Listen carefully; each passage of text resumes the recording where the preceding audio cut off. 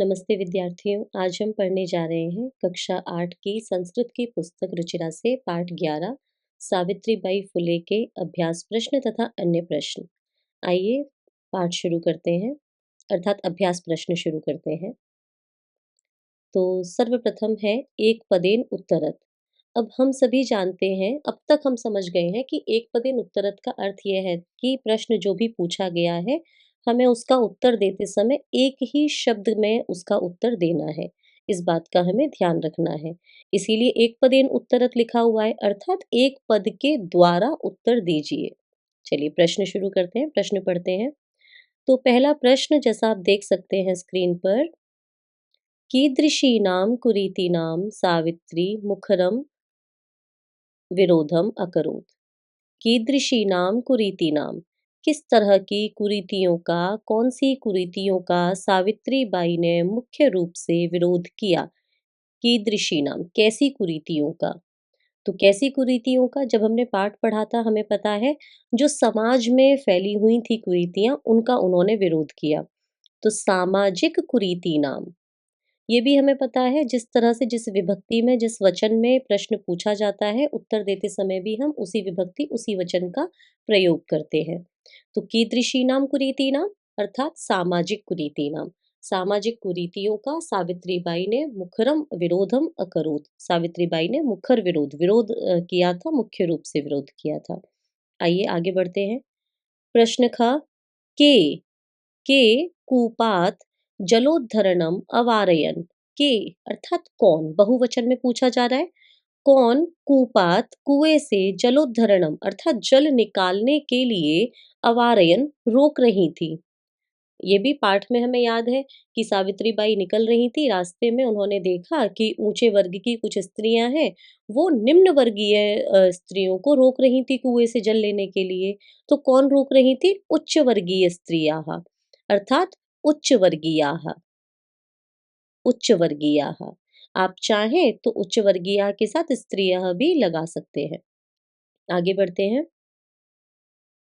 प्रश्न ग, का का स्वदृढ़ निश्चयात न विचलति। का कौन है वे, कौन है वो जो स्वदृढ़ निश्चयात अपने दृढ़ निश्चय से, जिसने एक बार जो ठान लिया, निश्चय कर लिया, उससे विचलित नहीं होती है। सिंपल है, सावित्रीबाई फुले। इस पाठ में किसके बारे में बताया जा रहा है, सावित्रीबाई फुले के बारे में बताया जा रहा है। तो कौन है जो अपने दृढ़ निश्चय से विचलित नहीं होती हैं, सावित्रीबाई फुले महोदया। आगे बढ़ते हैं। विधवा नाम शिरोमुंडनस्य निराकरणाय यहाँ थोड़ा सा गलत हो गया है, निराकरणाय स्खा की जगह पर होगा यहाँ सा।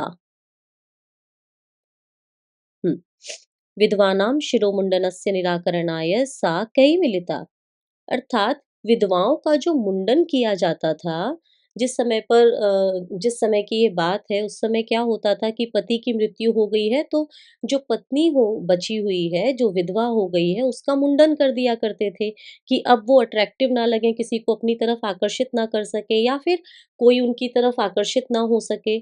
और भी बहुत सारे कारण हो सकते हैं। तो उनका मुंडन कर दिया जाता था, जो कि सावित्रीबाई जिसका सख्त विरोध किया करती थी। तो उन्हें उस कुप्रथा को, उस कुरीति को रोकना था।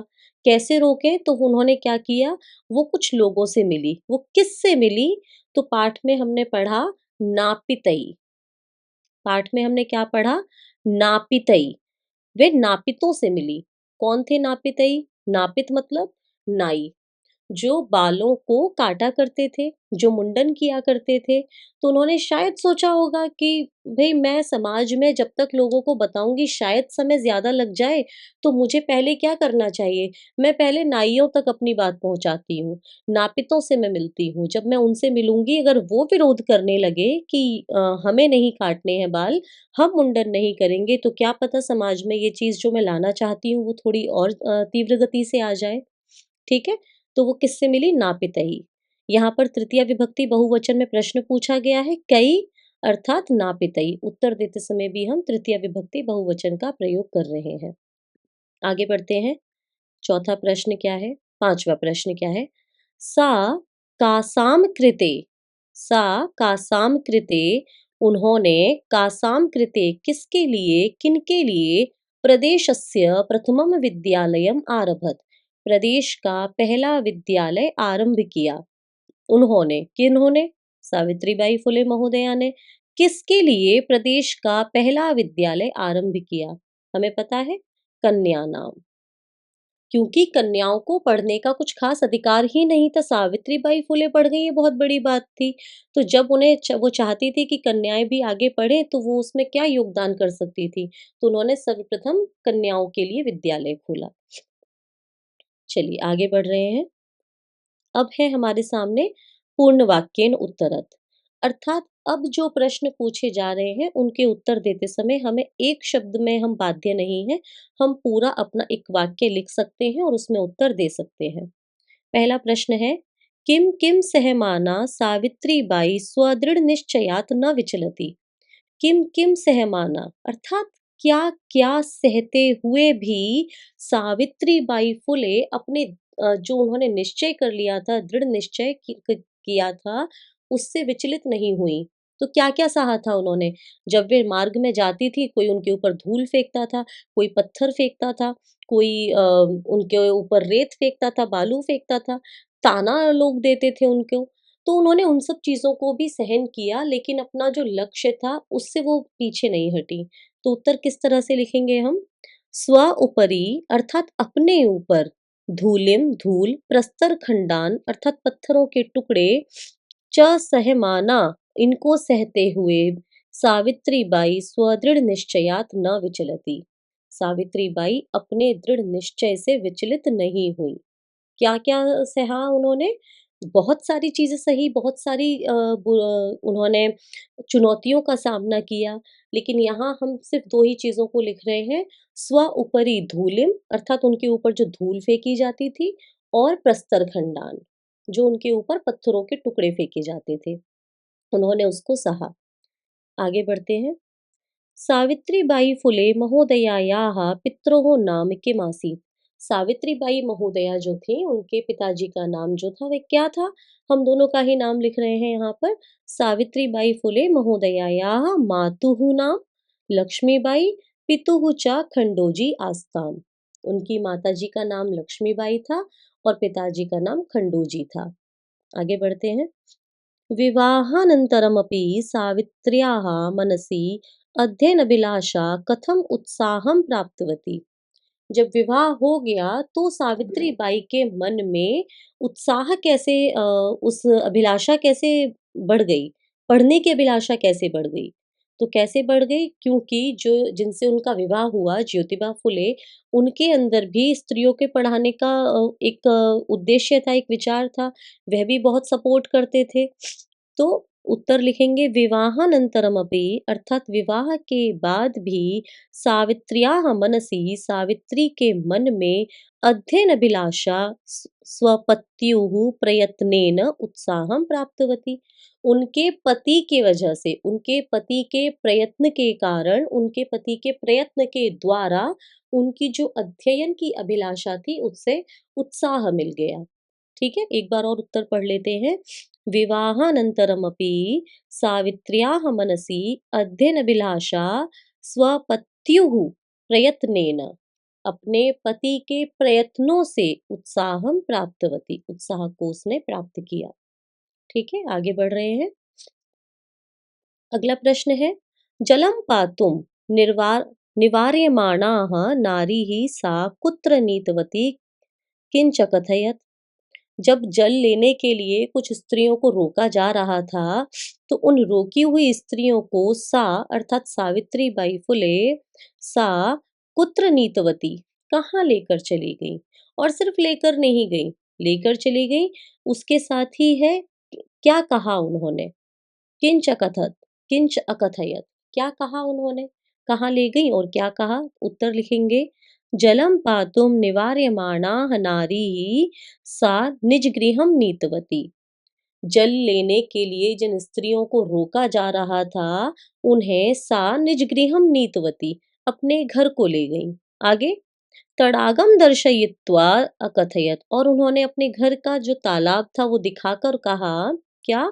यत यथेष्टम जलम नयत, यथेष्टम जलम नयत, अर्थात जितनी इच्छा है, जितना जल चाहिए, नयत, उतना ले लीजिए।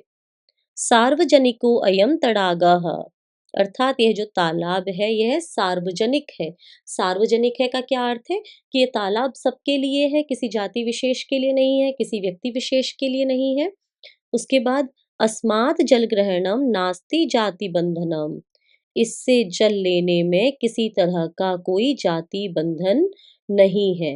अर्थात जितना जल आपको चाहिए, यथेष्टम जलम, जितना जल आपको चाहिए, नयत, ले लो। यह जो तालाब है, तड़ागम, अयम तड़ागम सामाजिक तड़ागम, अर्थात सामाजिक सार्वजनिक तड़ागम, सार्वजनिक लोगों के लिए है, सभी लोगों के लिए है, और यहाँ पर जाति बंधन नहीं है। अर्थात कोई ऊंचा नीचा ये सब नहीं देखा जाएगा, जिसको जरूरत है वह ले सकता है। आगे बढ़ रहे हैं। कासां संस्थानां स्थापनायां फुले दंपत्योः अवदानम महत्वपूर्णम, कौन सी संस्थाओं की स्थापना के लिए जो फुले दंपति था, सावित्रीबाई फुले और उनके पति ज्योतिबा फुले, उनका महत्वपूर्ण स्थान है? क्या है उनका महत्वपूर्ण योगदान? महिला सेवा मंडल, एक संस्था का नाम है महिला सेवा मंडल, और दूसरी है शिशु हत्या प्रतिबंधक गृहम। इन दो संस्थाओं के लिए इति संस्थानाम स्थापनायां फुले दंपत्योः अवदानम महत्वपूर्णम, इन दो संस्थाओं का की स्थापना की फुले दंपति ने, उनका बहुत ही महत्वपूर्ण योगदान रहा इन दो संस्थाओं के लिए। कौन सी है वे दो संस्थाएं? एक है महिला सेवा मंडल, नाम से ही समझ में आ रहा है महिलाओं की सेवा के लिए इस संस्था की स्थापना हुई होगी, और दूसरा है शिशु हत्या प्रतिबंधक, शिशु हत्या प्रतिबंधक गृह, अर्थात जो शिशुओं की हत्या होती थी उस पर प्रतिबंध लगाने के लिए इस संस्था की स्थापना की गई होगी। आगे बढ़ रहे हैं। सत्यशोधक मंडलस्य उद्देश्यम किमासीत, सत्यशोधक मंडल से भी वे जुड़ी हुई थी, वहां पर भी उन्होंने वो सक्रिय रही और उन्होंने कार्य किया। तो यहाँ प्रश्न है, सत्यशोधक मंडलस्य उद्देश्यम किमासीत, उद्देश्य क्या था? तो उद्देश्य क्या था? सत्यशोधक मंडलस्य उद्देश्यम उत्पीड़ितानां समुदायानां स्वाधिकारान् प्रति जागरणम आसीत्। बहुत ही सिंपल है, कहा जाता है अत्याचार करने वाले से ज्यादा दोषी अत्याचार सहने वाला होता है। कई बार कहा जाता है कि कुछ लोगों को इतना दबाया जाता है, इतना दबाया जाता है कि वे अपने अधिकार खुद ही छोड़ देते हैं या फिर वे अपने अधिकार भूल जाते हैं। तो उन लोगों को अपने अधिकार याद दिलाने के लिए उनको अवेयर करने का काम ये संस्था किया करती थी। कौन सी संस्था है वह? सत्यशोधक मंडल। सत्यशोधक मंडलस्य उद्देश्यं किमासीत्? तो सत्यशोधक मंडलस्य उद्देश्यम उत्पीड़ितानां समुदायानां, जो उत्पीड़ित थे, जो समाज में जिनको परेशान किया जा रहा था, किनको परेशान किया जा रहा था? नीची जाति के लोगों को परेशान किया जा रहा था। तो उत्पीड़ित लोगों का जो समुदाय था, उनके अधिकारों के प्रति उनको अवेयर किया जा रहा था, जागरण उनका किया जा रहा था, ये इसका उद्देश्य था। आगे बढ़ रहे हैं। तस्याः द्वयोः काव्यसंकलनयोः नामानि के, उन्होंने दो काव्य संकलन लिखे हैं, ये हमने पाठ में ही पढ़ा है। तो दो काव्य संकलन जो है वे कौन कौन से हैं? द्वयोः काव्य संकलनयोः काव्यफुले और सुबोध रत्नाकरः। बहुत ही साधारण से नाम है, आपको याद भी रहेंगे। पहले का नाम है काव्य फुले। काव्य फुले तो ऐसा नाम है जो याद ही रहेगा। कौन कौन से काव्य संकलन है? तो काव्य फुले, एक है काव्य फुले और दूसरा है सुबोध रत्नाकर। इन दो काव्य संकलनों का इनके दो काव्य संकलन है, इन्होंने लिखे हैं। आगे बढ़ रहे हैं। तीसरा प्रश्न है, रेखांकित पदानि अधिकृत्य प्रश्न निर्माणम कुरुत। प्रश्न निर्माण का मुझे ऐसा लगता है अब तक काफी अभ्यास हो चुका होगा, फिर भी आगे बढ़ रहे हैं। सावित्रीबाई कन्याभिः सविनोदम आलपन्ती अध्यापने संलग्ना भवति स्म। सावित्रीबाई कन्याओं के साथ हंसी मजाक करते हुए अध्यापन के कार्य में अर्थात टीचिंग में, पढ़ाने में संलग्न होती थी। अर्थात वो पढ़ाती थी तो कैसे पढ़ाती थी? हंसी मजाक करते हुए। किनके साथ? किनको? कन्या भी ही। तृतीया विभक्ति बहुवचन स्त्रीलिंग। तो प्रश्न भी बना का भी ही। आप यहाँ देख सकते हैं कई बार बहुत से बच्चे एक ही शब्द में इस तरह के प्रश्नों का उत्तर देते हैं। मैं आपको बोलूंगी प्रश्न निर्माण करने को जब आए तो सिर्फ एक शब्द ना लिखें। आप का भी तो लिख ही रहे हैं, पूरा आप वाक्य लिखें ताकि वे पूरी सटीक रूप से प्रश्न बन पाए। तो सावित्री बाई काभिः सविनोदम आलपन्ति अध्यापने संलग्ना भवति। अगला प्रश्न है सा महाराष्ट्रस्य प्रथमा महिला शिक्षिका आसीत्। वह महाराष्ट्र की पहली महिला शिक्षिका थी। वह महाराष्ट्र की पहली महिला शिक्षिका थी। कहाँ की? हाँ, कहाँ की पहली महिला शिक्षिका थी? महाराष्ट्रस्य। कस्य? षष्ठी विभक्ति लगी हुई है, एक वचन में प्रश्न उत्तर दिया हुआ है तो प्रश्न भी षष्ठी विभक्ति एक वचन में बनेगा। कस्य? वो किसकी प्रथम महिला शिक्षिका थी? कस्य। आगे बढ़ते हैं। सा स्वपतिना सह। वह अपने पति के साथ कन्यानां कृते कन्याओं के लिए प्रदेशस्य प्रथमम विद्यालयम आरभत। उन्होंने अपने पति के साथ कन्याओं के लिए पहला विद्यालय आरंभ किया। कन्यानाम कृते, कन्यानाम, ध्यान दीजिए, कन्यानाम कृते, कन्याओं के लिए। तो किसके लिए? कन्यानाम षष्ठी विभक्ति बहुवचन और स्त्रीलिंग। तो इसीलिए प्रश्न बनाते समय ये ध्यान रखेंगे कि षष्ठी विभक्ति बहुवचन स्त्रीलिंग का ही प्रयोग करेंगे और जो कि होगा कासाम। सा स्वपतिना सह कासाम कृते प्रदेशस्य प्रथमम विद्यालयम आरभत। ठीक है, आगे बढ़ते हैं। तया मनुष्याणां समानतायाः स्वतन्त्रतायाश्च पक्षः सर्वदा समर्थितः। तया मनुष्याणां समानतायाः स्वतन्त्रताया पक्षः सर्वदा समर्थितः। उनके द्वारा हमेशा मनुष्य की समानता का और स्वतंत्रता का पक्ष समर्थित किया जाता था। अर्थात वे हमेशा किस समर्थन में रहती थी? कि मनुष्य को समान अधिकार मिलने चाहिए और समान स्वतंत्रता मिलनी चाहिए। ये नहीं कि उसकी जाति के अनुसार उसको अधिकार मिलेंगे, ये नहीं कि उसकी जाति के अनुसार उसको स्वतंत्रता मिलेगी। वे चाहती थी समान अधिकार, समान स्वतंत्रता मिले सबको।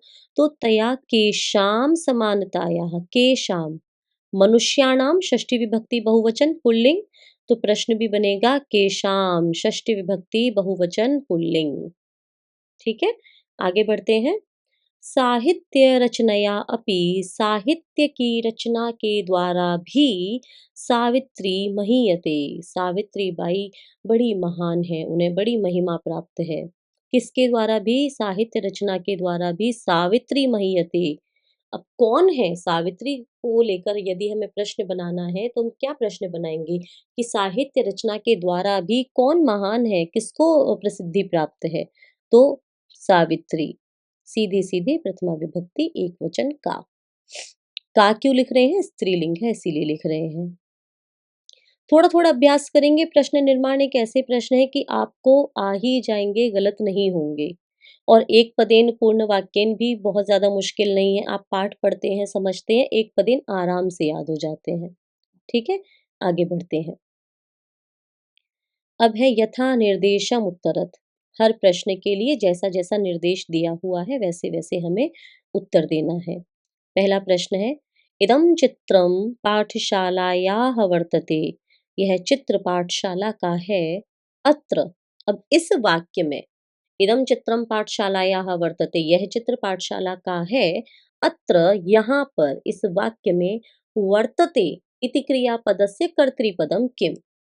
वर्तते क्या है? वर्तते एक क्रियापद है, इसका कर्तृपद क्या होगा? अर्थात इस वाक्य में इदम पाठशालायाः चित्रम वर्तते तक इसमें जो वर्तते है वह तो क्रिया है अर्थात वर्ब है। कर्तृपद क्या होगा? सब्जेक्ट क्या होगा? तो वर्तते अर्थात है। क्या है? चित्र है। चित्रम। चित्रम जो है वो क्या होगा, कर्तृपद होगा। जिन्हें अंग्रेजी में जल्दी समझ में आ जाए वो सब्जेक्ट होगा चित्रम। चित्रम सब्जेक्ट हो गया, वर्तते वर्ब हो गई उसकी। ठीक है, आगे बढ़ते हैं। दूसरा प्रश्न पढ़ते हैं। स्वकीयम अध्ययनम स्वकी तस्याः स्वकीयम अध्ययनमपि सहैव प्रचलति। ये एक वाक्य है, तस्याः से लेकर सहैव प्रचलति तक। तस्याः स्वकीयम अध्ययनमपि, उनका खुद का अध्ययन भी सहैव साथ ही प्रचलति चल रहा है।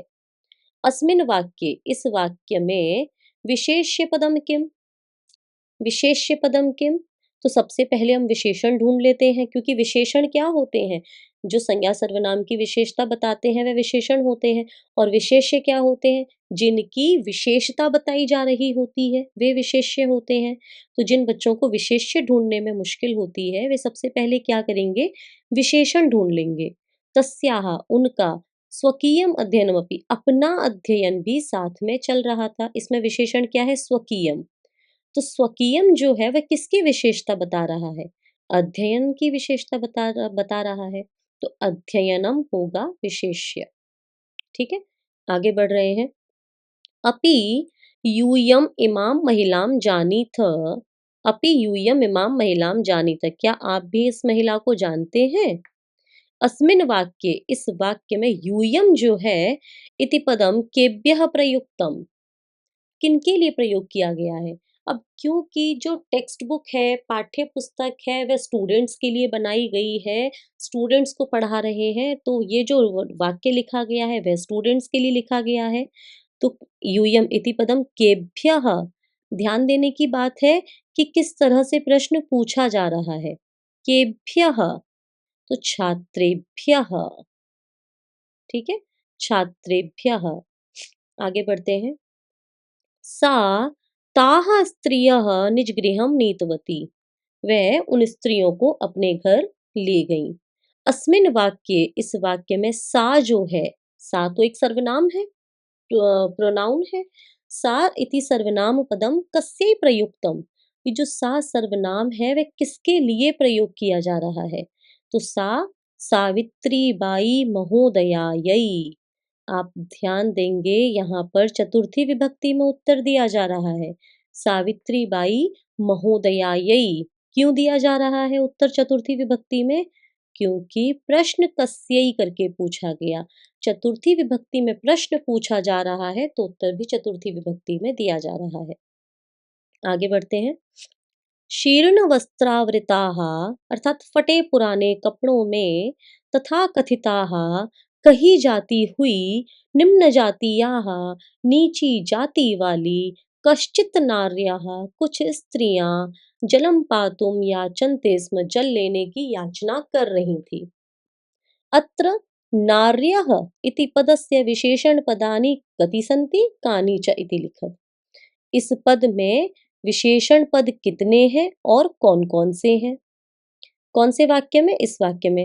तो साफ साफ नजर आ रहा है, नार्यः अर्थात नारियां, नारियों की विशेषता कैसे कैसे बताई गई, शीर्ण वस्त्रावृताः, वे फटे पुराने कपड़ों में, कपड़ों को पहनी हुई, तथा कथिताः, कही जाती हुई। सावित्रीबाई फुले नहीं मान रही हैं वे निम्न जाति के, लेकिन समाज मान रहा है, तो कही जाती हुई। निम्न जातीयाः, नीची जाति वाली, कश्चित कोई, कोई भी एक सर्वनाम है, कोई, कुछ, नार्याः, नारियां। तो कितने विशेषण हो गए, 4 विशेषण हो गए। कौन कौन से हो गए, शीर्ण वस्त्रावृताः, तथा कथिताः, निम्न जातीयाः, कश्चित। ठीक है, आगे बढ़ते हैं। कैसे लिखेंगे इसके उत्तर को, ये आप स्क्रीन पर देख सकते हैं। चत्वारि अर्थात 4 विशेषण, शीर्ण वस्त्रावृताः, तथा कथिताः, निम्न जातीयाः, कश्चित। सीधे सीधे जैसे यहाँ पर दिया हुआ है वैसे ही लिखना है। आगे किस तरह के प्रश्न हैं। अधोलिखितानि पदानि आधृत्य वाक्यानि रचयत। यहाँ मैंने वाक्य ऐसे ही लिख दिए हैं आपके लिए, आपको अपने अभ्यास प्रश्न को पूरा करने के लिए।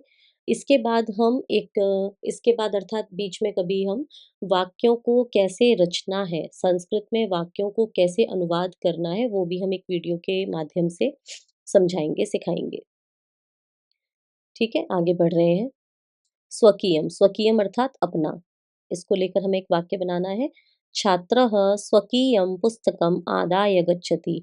छात्र अपनी पुस्तक आदाय लेकर गच्छति जाता है या जा रहा है। संस्कृत में present perfect present simple present और प्रेजेंट कंटिन्यूअस अलग अलग नहीं चलता है। संस्कृत में आपका जाता है और जा रहा है सेम ही रहेगा, गच्छति। ठीक है, आगे बढ़ रहे हैं। सविनोदम अर्थात हंसी मजाक करते हुए। तो रामः सविनोदम मित्रेण सह वार्तयति। कैसे वो अपने मित्रों के साथ वार्तालाप करता है? सविनोदम, आनंद पूर्वक हंसी मजाक के द्वारा करता है। आगे है सक्रिय, सक्रिय अर्थात एक्टिव। अब इसको हिंदी में सक्रिय ही बोलते हैं तो हमें एक्टिव बोलना पड़ेगा अभी। सक्रिय अर्थात एक्टिव। सावित्रीबाई फुले नारी जागरणे सक्रिय आसीत। अर्थात सावित्रीबाई फुले महोदया जो थी वे नारियों को जगाने के लिए बहुत एक्टिव थी। तो नारी जागरणे सक्रिय आसीत।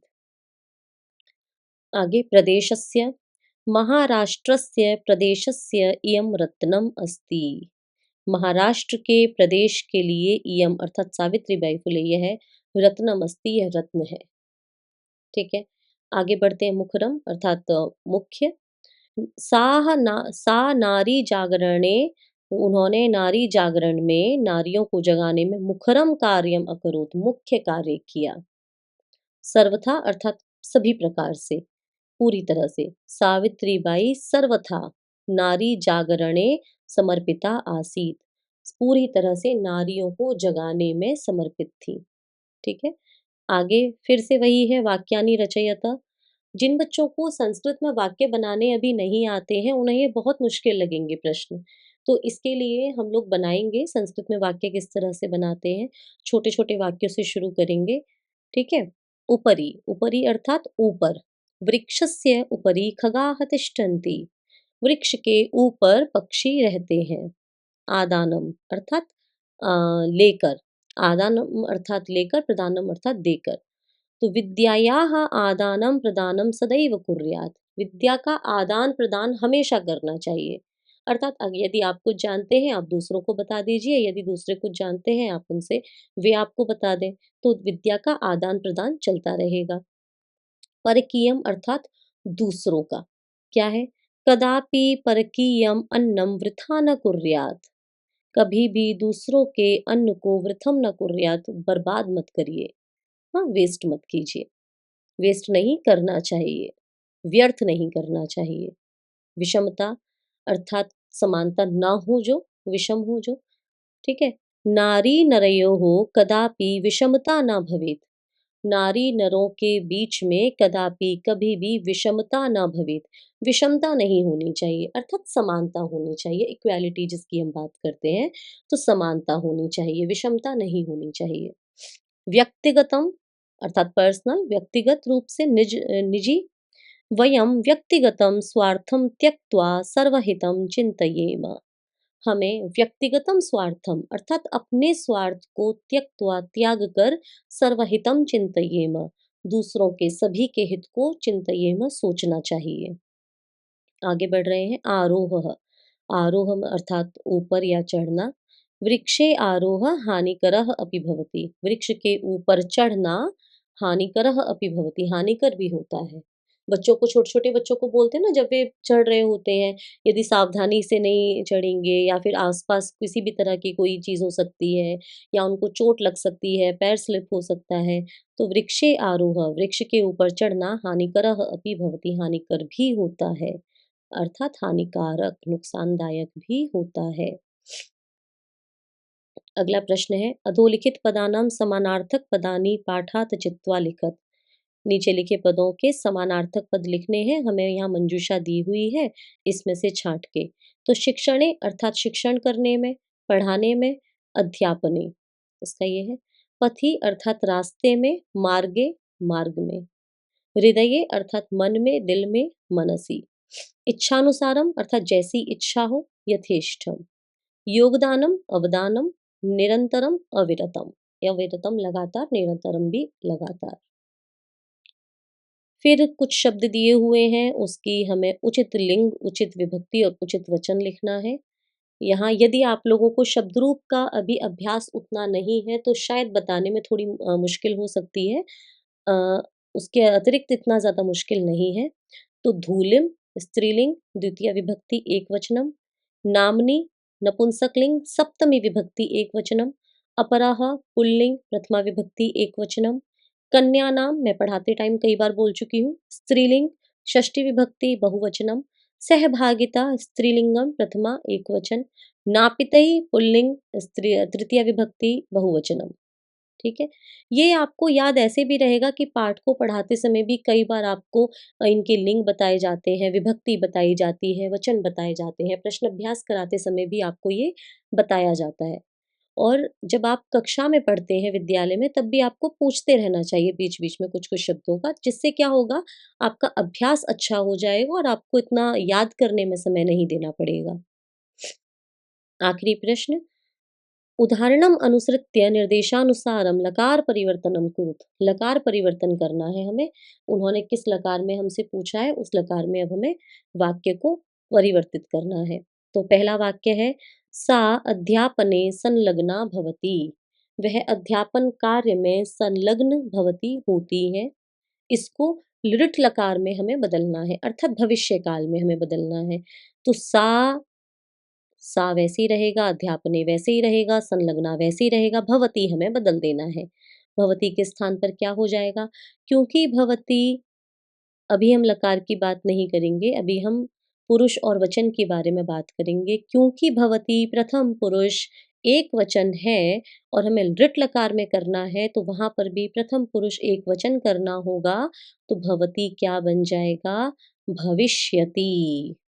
हाँ, भविष्यति, भविष्यता, भविष्यन्ति पढ़ा होगा आपने। भवति क्या बन जाएगा? भविष्यति, बाकी सब समान रहेगा। आगे बढ़ते हैं। सः वह त्रयोदश वर्षकल्पः अस्ति। वह 13 वर्ष का है। इसको लंग लकार में बदलना है, अर्थात भूतकाल में बदलना है। तो सः ही रहेगा, त्रयोदश वर्षकल्पः वैसा ही रहेगा। अस्ति जो है वह फिर से प्रथम पुरुष एकवचन है, तो अस्ति का क्या हो जाएगा? आसीत। अस्ति किस में बदल जाएगा? आसीत में। अस्ति आसीत हो जाएगा। वही रहेगी पुरुष वही रहेगा, वचन वही रहेगा, सिर्फ लकार बदलेगा। आगे, महिलाः महिलाएं तड़ागात जलम नयन्ति। महिलाएं तड़ागात जलम नयन्ति। महिलाएं तालाब से जल ले रही हैं। अब ले रही हैं, ये तो लट लकार है, भूत का प्रेजेंट की बात हो रही है। इसको लोट लकार में बदलना है। फिर से वही है, ये तीनों में कोई अंतर नहीं आएगा, सिर्फ लकार बदलना है। तो नयंती क्या है? नयंती प्रथम पुरुष बहुवचन है, तो नयंती का क्या हो जाएगा? नयंतु। महिलाः तड़ागात जलम नयन्तु। नयन्ति के स्थान पर नयन्तु प्रथम पुरुष बहुवचन। आगे विधिलिंग लकार में बदलना है हमें। वयम प्रतिदिनम पाठम पठामः। हम सब प्रतिदिन पाठ पढ़ते हैं। अब विधिलिंग में जो वाक्य बनते हैं उनका अर्थ निकलता है चाहिए के अर्थ में, कि हम सबको प्रतिदिन पाठ पढ़ना चाहिए। तो वयम ही रहेगा, प्रतिदिनम प्रतिदिनम, पाठम पाठम। सिर्फ क्या बदलेगा? लकार बदलेगा। पठामह, पठामह क्या है? उत्तम पुरुष बहुवचन है, तो उत्तम पुरुष बहुवचन विधिलिंग लकार में क्या होता है? पठेम। वयम प्रतिदिनम पाठम पठेम। पठेम हमारा विधिलिंग लकार से आ जाएगा। आगे, यूयम किम विद्यालयम गच्छथ। क्या तुम सब विद्यालय गच्छथ जा रहे हो। अब इसको लिट लकार में बदलना है, अर्थात क्या तुम सब विद्यालय जाओगे। तो यूयम किम विद्यालयम तक समान रहेगा। गच्छथ क्या है? मध्यम पुरुष बहुवचन है ना। तो मध्यम पुरुष बहुवचन क्या होगा? गमिष्यथ। गमिष्यसि, गमिष्यथः, गमिष्यत, वो वाला गमिष्यत होगा। ठीक है, आगे बढ़ते हैं। ते बालकाः विद्यालयात् गृहं गच्छन्ति। वे सब बालक विद्यालयात् विद्यालय से गृहं गच्छन्ति घर जा रहे हैं। इसको यहाँ पर लकार का नाम गलत लिख गया है, ये होगा लंग लकार।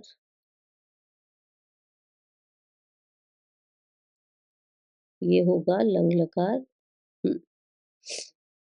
तो लंग लकार में क्या होगा? गच्छन्ति, क्योंकि प्रथम पुरुष बहुवचन है, तो अगच्छन हो जाएगा। अगच्छन प्रथम पुरुष बहुवचन है। थोड़ा-सा ज़्यादा समय लग गया सभी प्रश्नों को बताकर, मतलब एक-एक प्रश्न को समझाकर बताने में, लेकिन मुझे उम्मीद है आपको सभी प्रश्न समझ में आए होंगे और इतना ज़्यादा रटने में आपको समय नहीं देना पड़ेगा यदि आप प्रश्नों को समझेंगे। प्रश्नों के उत्तर किस तरह से लिखने हैं वो आप यदि आप समझते हैं तो। ठीक है? चलिए धन्यवाद। यहाँ तक ही ये पाठ था। अगली वीडियो में अगले पाठ के साथ मिलते हैं। धन्यवाद।